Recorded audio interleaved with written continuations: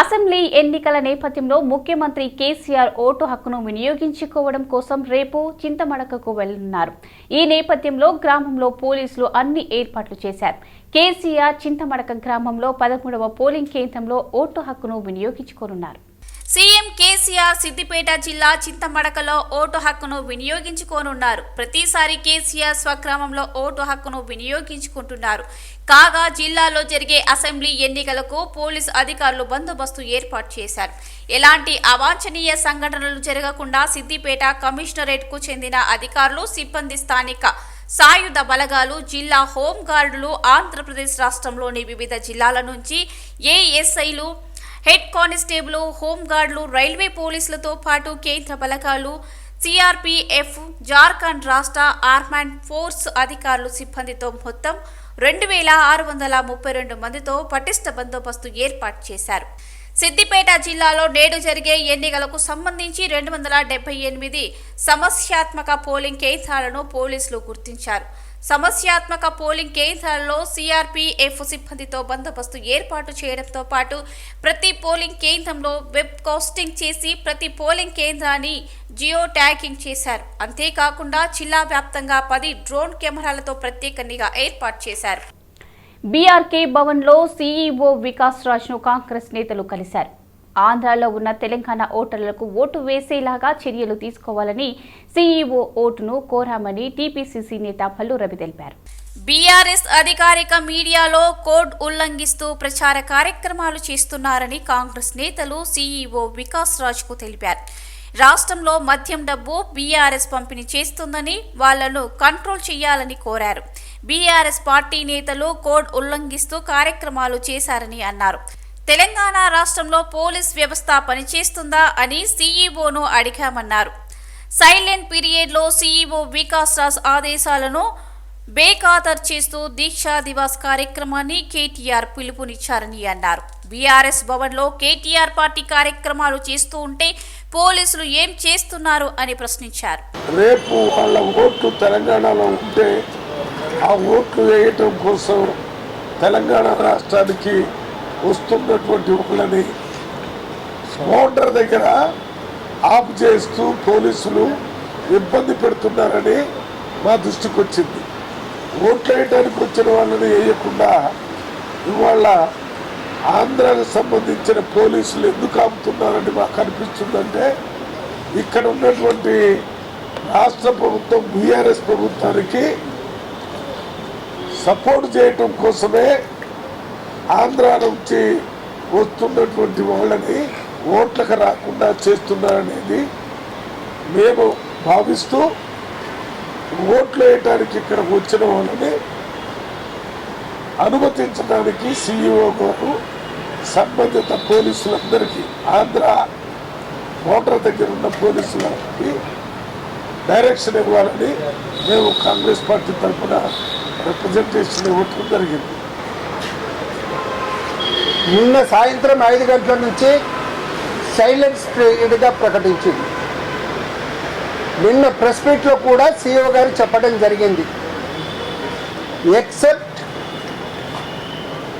Certified advertisements in news papers తప్పించి నిన్న సాయంత్రం తర్వాత సోషల్ మీడియాలో కానీ, ఫేస్బుక్లలో కానీ, ట్విట్టర్లలో కానీ, ఎలక్ట్రానిక్ మీడియాలో టీవీ ఛానల్స్లో కానీ ఎన్నికలకు సంబంధించిన ఎటువంటి వార్తలు రావద్దు, ప్రసారం చేయొద్దన్న మాట కూడా చెప్పడం జరిగింది. దురదృష్టం ఏంటంటే 2 రోజుల కింద వర్కింగ్ ప్రెసిడెంటు, మంత్రి అయితూ ఒక బాధ్యతాయుతమైన పదవిలో ఉన్నటువంటి కేటీ రామారావు గారు ఓపెన్గా ఒక పిలుపునిచ్చారు. పోలింగ్ ప్రారంభం కానుండటంతో కేంద్ర ఎన్నికల సంఘం సర్వం సిద్ధం చేసింది. ఈవీఎం యాత్రలు పోలింగ్ స్టేషన్లకు తరలించారు. సైలెంట్ పీరియడ్లలో ఉల్లంఘనలు ఎలక్షన్ కమిషన్ దృష్టికి వచ్చాయి. ఈ నేపథ్యంలో మరిన్ని వివరాలు మా బ్యూరో చీఫ్ శ్రీనివాస్ అందిస్తారు. రాష్ట్రంలో కొన్ని గంటల్లో పోలింగ్ ప్రక్రియ ప్రారంభం కాబోతుంది. ఇందుకు రాష్ట్ర ఎన్నికల సంఘం, కేంద్ర ఎన్నికల సంఘంతో పాటు రాష్ట్ర ప్రధాన ఎన్నికల అధికారి రాష్ట్రంలో అన్ని ఏర్పాట్లు చేయడం జరిగింది. సర్వం రంగం సిద్ధం చేయడం జరిగింది. పోలింగ్ కోసం 5:30కు ఉదయాన్నే తెల్లవారుజామున 5:30కు మాక్ పోలింగ్ పూర్తి చేసుకొని 7 గంటల నుంచి పోలింగ్ ప్రారంభం కానుంది. 5 గంటల వరకు పోలింగ్ స్టేషన్లలో ఉన్న ఓటర్లందరికీ, పోలింగ్ స్టేషన్లు చేరుకున్న వాళ్ళందరికీ ఓటు హక్కు వినియోగించుకునే అవకాశం కల్పిస్తుంది కేంద్ర ఎన్నికల సంఘం. ఇందుకోసం రాష్ట్రంలో ఈసారి 10 లక్షల మంది కొత్త ఓటర్లు నమోదయ్యారు. కొత్త యువకులు, కొత్తగా నమోదైన ఓటర్ నమోదు చేసుకున్న యువకులు తమ ఓటు హక్కును వినియోగించుకునే అవకాశం ఉంది. అదే విధంగా రాష్ట్రం మొత్తంగా చూసుకున్నట్లయితే 3 కోట్ల పైచీలకు ఓటర్లు ఉన్నారు.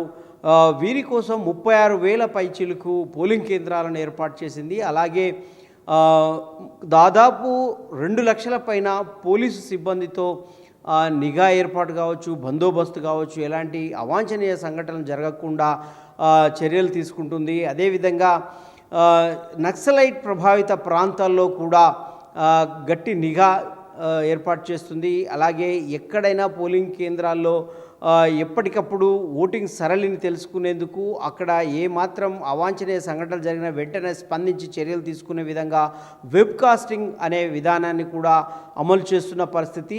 ఈసారి ఓట్ ఫ్రమ్ హోమ్ అనే విధానము తెర మీద అంటే పరిచయం చేసింది కేంద్ర ఎన్నికల సంఘం. అదేవిధంగా వికలాంగులకు ఇప్పటికే ప్రక్రియ ముగిసింది. ఇక దాని తర్వాత పోస్టల్ బ్యాలెట్ ప్రక్రియ కూడా ముగిసింది ఒకవైపు. అలాగే ఇప్పటికే దేశవ్యాప్తంగా 5 రాష్ట్రాల్లో జరుగుతుండగా ఎన్నికలు, ఇప్పటికే 4 రాష్ట్రాల్లో ఎన్నికలు ముగిశాయి. మన తెలంగాణ రాష్ట్రమే చివరగా పోలింగ్ జరుగుతున్న పరిస్థితి. ఈ పోలింగ్ తర్వాత అన్ని రాష్ట్రాలకు, 5 రాష్ట్రాలకు ఈ డిసెంబర్ 3న ఓట్ల లెక్కింపు జరగనుంది. ఈ హోరాహోరీగా తలపడిన ప్రధాన పార్టీలన్నీ తమ భవితవ్యం బయటపడేదంతా అదే రోజున కావడంతో ఇప్పటికీ ఆ రాష్ట్రాలన్నీ 3వ తేదీ కోసం ఎదురుచూస్తుండగా తెలంగాణ ప్రజలు మాత్రం తమ ఓటు హక్కుకు సిద్ధమైన పరిస్థితి. ఇది తాజాగా ఎన్నికల పరిస్థితి. ఇక ముందు రేపు పోలింగ్ సరళి ఎలా ఉంటుంది, పోలింగ్ జరిగిన తీరు ఎలా ఉంటుంది అనే విషయంపై మరిన్ని వివరాలు తెలుసుకునే అవకాశం ఉంటుంది. ఇది ఇప్పటి వరకు ఎన్నికలకు సంబంధించిన తాజా సమాచారం. కెమెరామెన్ మాధవ్తో శ్రీనివాస్, సిటీ విజన్, హైదరాబాద్. మంత్రి కేటీఆర్ చేస్తున్న దీక్షా దివాస్ పై కాంగ్రెస్ పార్టీ ఎన్నికల సంఘానికి ఫిర్యాదు చేసింది. బీఆర్ఎస్ పార్టీ కార్యాలయం తెలంగాణ భవన్లో నేడు దీక్షా దివాస్ కార్యక్రమాన్ని నిర్వహించారు. తెలంగాణ ఉద్యమంలో కేసీఆర్ చచ్చాడో తెలంగాణ వచ్చాడో అనే నిదానంతో దీక్షను చేపట్టారు. ఈ నేపథ్యంలో కాంగ్రెస్ ఫిర్యాదు చేసింది. ఎల్లుండి పోలింగ్ ఉందని 144వ సెక్షన్ అమలులో ఉన్న సమయంలో దీక్షా దివాస్ ఎన్నికల కోడ్ ఉల్లంఘన కిందకు వస్తుందని చెబుతూ కాంగ్రెస్ ఈసీకి ఫిర్యాదు చేసింది. తక్షణమే దీక్షా దివాస్ ను నిలిపివేసేలా చర్యలు తీసుకోవాలని వారు కోరారు. కాంగ్రెస్ ఫిర్యాదు నేపథ్యంలో ఎన్నికల కమిషన్ స్క్వాడ్ తెలంగాణ భవన్ కు వెళ్లి దీక్షా దివాస్ కార్యక్రమాన్ని నిలిపివేయాలని బీఆర్ఎస్ నేతలను కోరింది. అయితే ఇది కొత్త కార్యక్రమం కాదని ఎప్పటి నుంచో నిర్వహిస్తున్నట్లు వారు తెలిపారు. అయితే కార్యక్రమాన్ని తెలంగాణ భవన్ లోపల నిబంధనలకు లోబడి నిర్వహించుకోవాలని అధికారులు సూచించారు. దీంతో భవనం లోపల కార్యక్రమాన్ని నిర్వహించారు. దీక్షా దివాస్ సందర్భంగా మంత్రి కేటీఆర్ రక్తదానం చేశారు. జూబ్లీ హిల్స్ కాంగ్రెస్ పార్టీ అభ్యర్థి మహమ్మద్ అజారుద్దీన్ పై కేసు నమోదయ్యింది. ఎన్నికల ప్రవర్తన నియమావళి ఉల్లంఘించారనే కారణంతో ఫిలిం నగర్ పోలీసులు ఆయనపై కేసు నమోదు చేస్తున్నట్లుగా వార్తలు వస్తున్నాయి.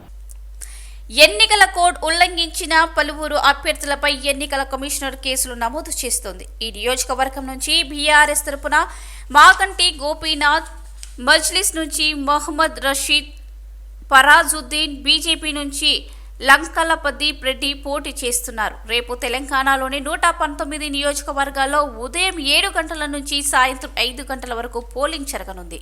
తెలంగాణ ప్రజలందరూ తమ ఓటు హక్కును వినియోగించుకోవాలని గవర్నర్ తమిళిసై సౌందర్యరాజన్ విజ్ఞప్తి చేశారు. ఈ మేరకు ఆమె వీడియో ద్వారా ఓటు హక్కు వినియోగించుకోవాలని కోరారు. ఈ మేరకు ఆమె తెలుగులోనే విజ్ఞప్తి చేయడం గమనార్హం. ఓటర్లందరికీ నమస్కారం. తెలంగాణ శాసనసభ ఎన్నికల్లో అందరూ ఓటర్లు కూడా తమ ఓటు హక్కును వినియోగించుకోవాలని కోరుతున్నాను. ఓటు వేయడం అనేది ప్రజాస్వామ్య ప్రక్రియలో అత్యంత ప్రాధాన్యత కలిగిన హక్కు అన్నారు. అందుకే ప్రతి ఒక్కరూ ఈ అవకాశాన్ని వినియోగించుకోవాలని మరీ కోరుతున్నానని తెలిపారు.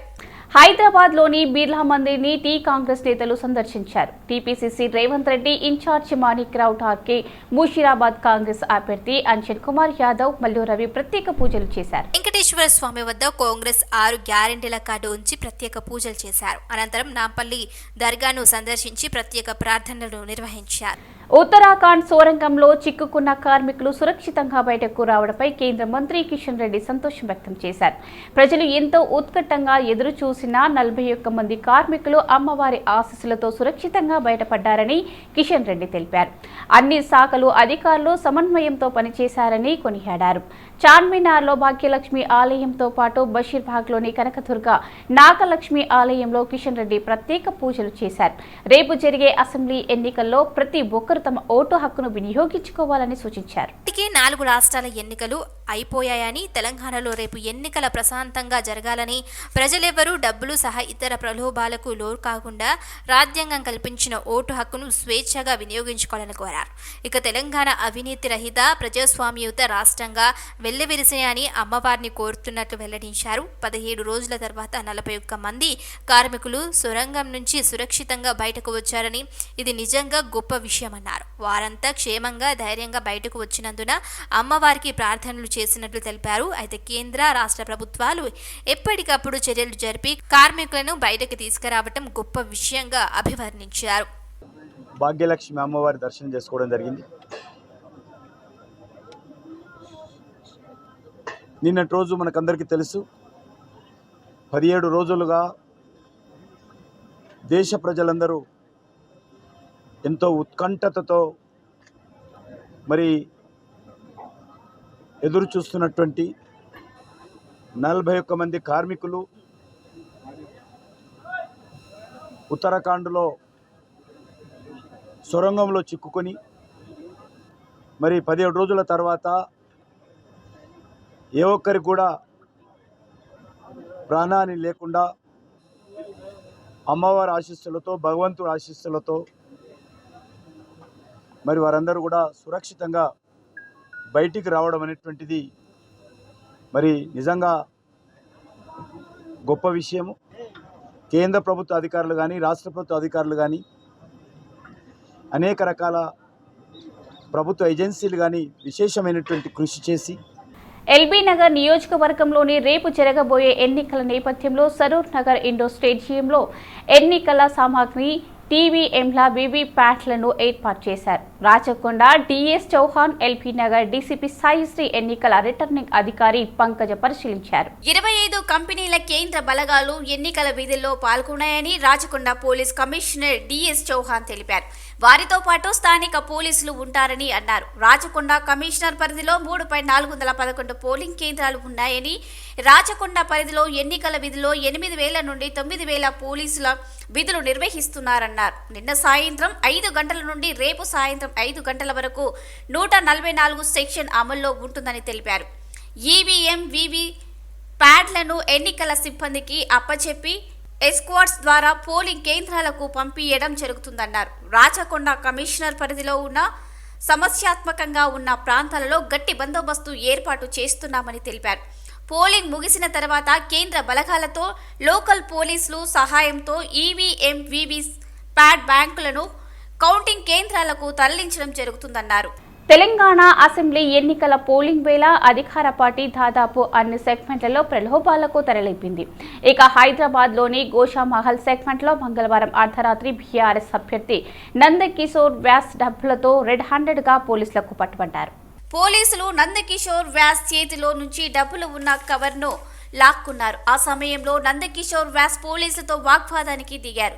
పోలీసులు ఆయన్ను పెట్రోలింగ్ వాహనంలో అరెస్టు చేసి తీసుకెళ్లారు. ఇక ప్రస్తుతం నందకిషోర్ వ్యాస్ చేతిలోంచి పోలీసులు డబ్బులు లాక్కుంటున్న వీడియో సోషల్ మీడియాలో వైరల్ అవుతుంది.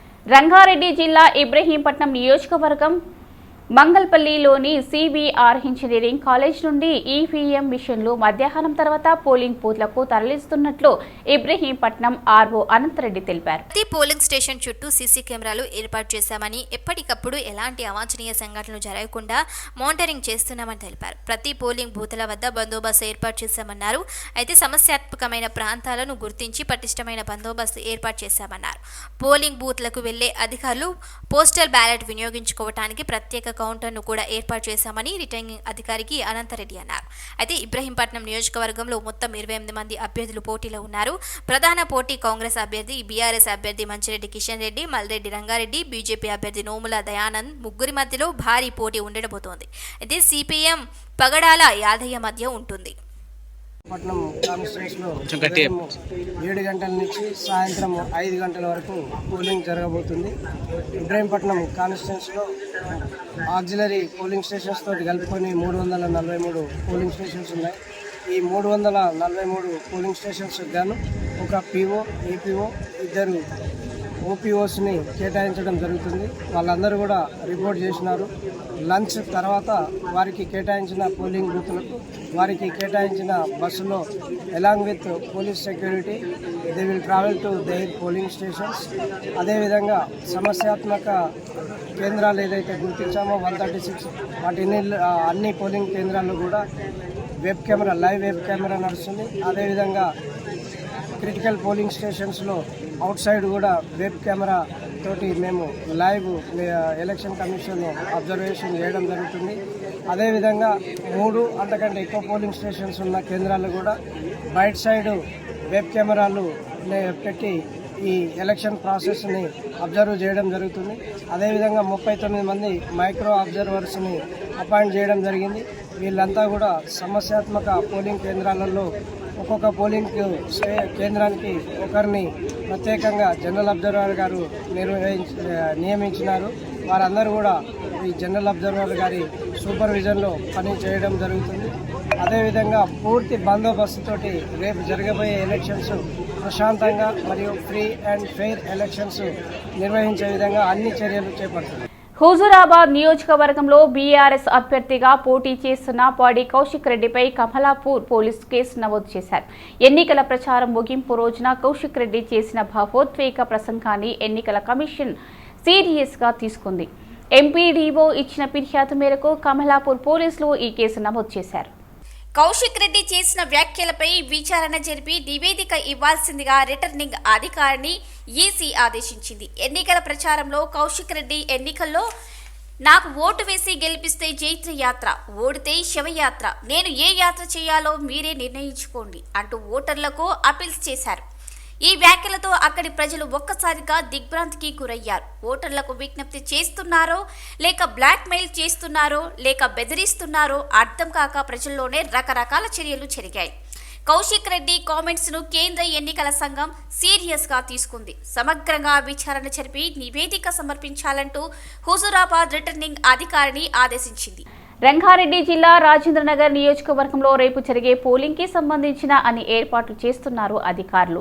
5,50,000 ఓటర్లకు గాను 580 పోలింగ్ కేంద్రాలు, ఈవీఎం ఎన్నికల సామాగ్రిని రాజేంద్రనగర్ వ్యవసాయ విశ్వవిద్యాలయంలో ఏర్పాటు చేశారు. డిస్ట్రిబ్యూషన్ సెంటర్ నుండి ఎన్నికల విధులకు హాజరయ్యే ఉద్యోగులకు అప్పగిస్తున్నారు రిటర్నింగ్ ఆఫీస్ అధికారులు.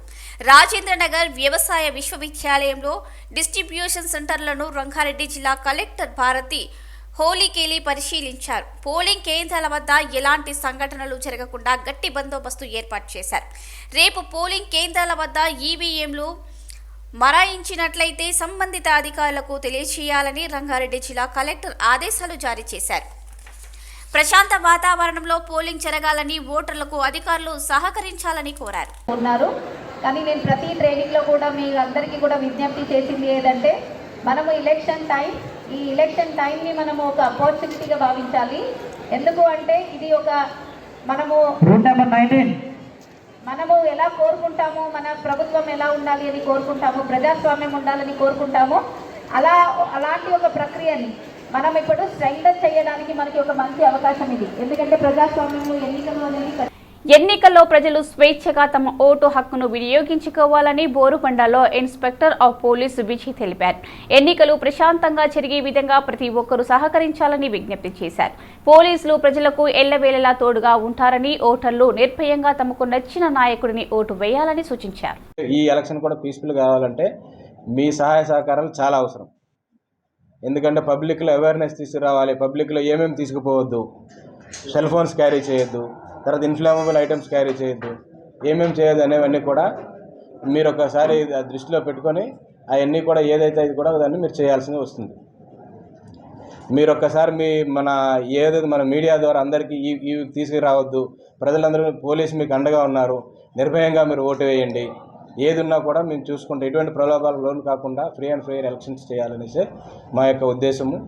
దానికి మీరు అందరూ సహకరించాలి, ప్రజలు కూడా సహకరించాలి, ప్రతి ఒక్కరు కూడా తమ ఓటును వినియోగించుకుంటారని అందరికీ కోరుకుంటున్నాను. నేను దీంట్లో ముఖ్యంగా మీ ద్వారా తెలియజేసేది ఏంటంటే ఈ ప్రజలందరూ కూడా ఓటుకు వినియోగించుకోవాలి.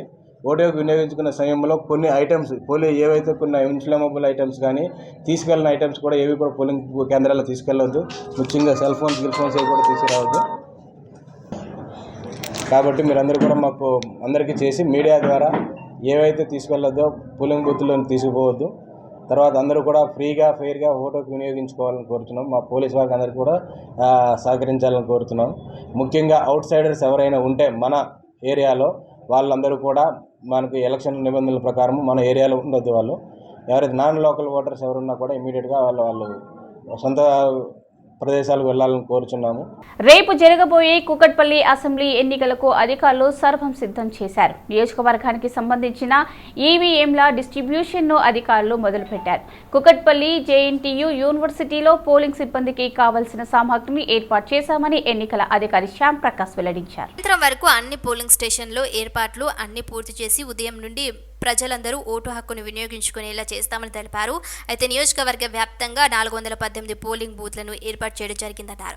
ప్రతి పోలింగ్ బూత్లలో వెబ్ కాస్టింగ్ ద్వారా ఎప్పటికప్పుడు ఓటింగ్ సర్లేని పరిశీలించనున్నారు. 232 సమస్యాత్మక ప్రాంతాలలో పాటు 95 అతి సమస్యాత్మక ప్రాంతాల్లో ఇప్పటికే అధికారులు గుర్తించి అక్కడ పటిష్ట బందోబస్తు ఏర్పాటు చేస్తున్నారు. నియోజకవర్గ వ్యాప్తంగా 93 పోలింగ్ కేంద్రాలను సైతం ఏర్పాటు చేశారు. ఇక నియోజకవర్గంలో జరుగుతున్న ఎన్నికల విధుల్లో 2009 మంది పోలింగ్ సిబ్బంది విధులు నిర్వహిస్తున్నారు. ప్రతి పోలింగ్ బూత్ లో 5 సిబ్బందిని ఏర్పాటు చేశారు. అయితే ఎన్నికలలో నియోజకవర్గంగా 24 మంది అభ్యర్థులు పోటీలో ఉండనున్నట్లు అధికారులు తెలిపారు. కూకట్పల్లి శాసనసభ నియోజకవర్గ ఎన్నికకు సంబంధించి పోలింగ్ సిబ్బందికి ఈరోజు మెటీరియల్ ఈవీఎంతో సహా ఇవ్వడం జరుగుతుంది. దానికోసం అన్ని ఏర్పాట్లు చేయడం జరిగింది. వారికి భోజన వసతులు, త్రాగునీటి సదుపాయము, అన్ని సౌకర్యాలు కూడా కల్పించడం జరిగింది. ఈ మెటీరియల్ ఇచ్చిన తర్వాత మనము ఎస్కార్ట్ సహాయంతో పోలీస్ సహాయంతో బస్ సౌకర్యం కూడా పోలింగ్ స్టేషన్లకు ఏర్పాటు చేయడం జరిగింది. పోలింగ్ స్టేషన్లో కూడా కనీస వసతులు అన్నీ కూడా ఏర్పాటు చేయడం జరిగింది. ఎటువంటి ఇబ్బందులు లేకుండా పోలింగ్ సిబ్బంది సక్రమంగా ఎన్నికల్లో పాల్గొనేటట్లు వాళ్ళందరికీ కూడా శిక్షణ కార్యక్రమాలు నిర్వహించడం జరిగింది. ఎవరైనా ఆబ్సెంటీ ఉన్నప్పుడు కూడా అదనముగా రిజర్వ్ పోలింగ్ సిబ్బంది కూడా వచ్చి ఉన్నారు. వాళ్ళ స్థానంలో రిజర్వ్ వాళ్ళకు కేటాయించి ఎన్నికలు సక్రమంగా జరిగేటట్టు అన్ని ఏర్పాట్లు చేయించడం జరిగింది. లంచ్ అరేంజ్మెంట్ చేశాము. లంచ్ చేసుకున్న తర్వాత వీళ్ళు ఈవీఎంస్ అన్ని తీసేసుకొని వాళ్ళు వెళ్ళడం జరుగుతుంది పోలీస్ ఎస్కార్ట్తో. డిస్ట్రిబ్యూషన్ కూడా అంతా లంచ్ డిస్ట్రిబ్యూషన్ చేస్తాము. లంచ్ తర్వాత వాళ్ళు వెళ్ళవలసి ఉంటుంది.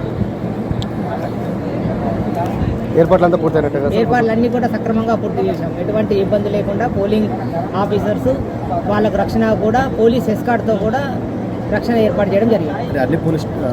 ఆల్ పోలింగ్ స్టేషన్లో కూడా పోలీస్ రక్షణ ఏర్పాటు చేయడం జరిగింది.